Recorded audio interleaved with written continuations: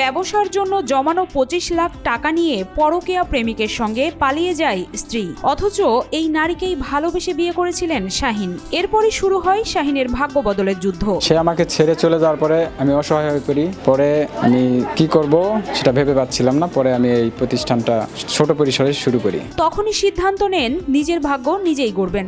সবাই যাকে নিঃস্ব হয়ে যাবে ভেবেছিল, তিনি আয় করছেন লাখ লাখ টাকা। মাসে আমার 8 লক্ষ টাকা মাল ডেলিভারি দেওয়া হয়। মাত্র 8টি মেশিন দিয়ে ব্যবসা শুরু করে এখন 120টি মেশিনের মালিক শাহিন। তার পাপোশ তৈরির কারখানায় এই মুহূর্তে 70 জন কর্মী রয়েছেন। বেকারত্ব নিয়ে আমার জীবনের সব সমস্যার সৃষ্টি।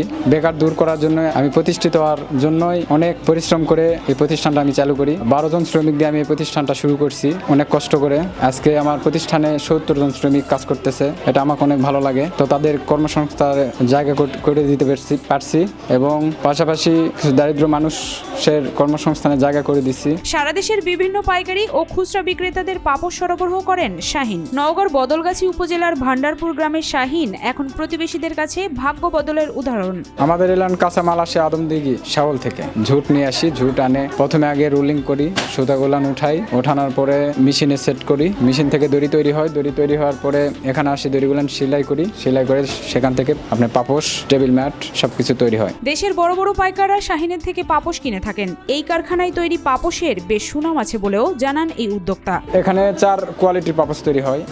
4 কোয়ালিটির পাপোশ এবং ম্যাট, টেবিল ম্যাট 3 কোয়ালিটি তৈরি হয়।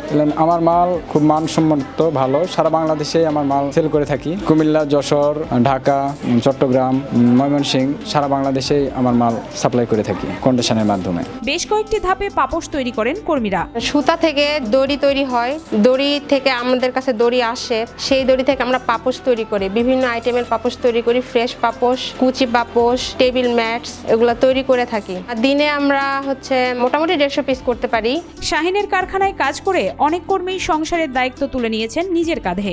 সংসারের কাজের ফাঁকে আমি এখানে এসে কাজ করি। কাজ করে যা বেতন পাই তা দিয়ে আমার বাচ্চা কাচ্চা বা আমার ফ্যামিলি চলে। আমি হাত খরচ করি এবং আমি ভালো আছি।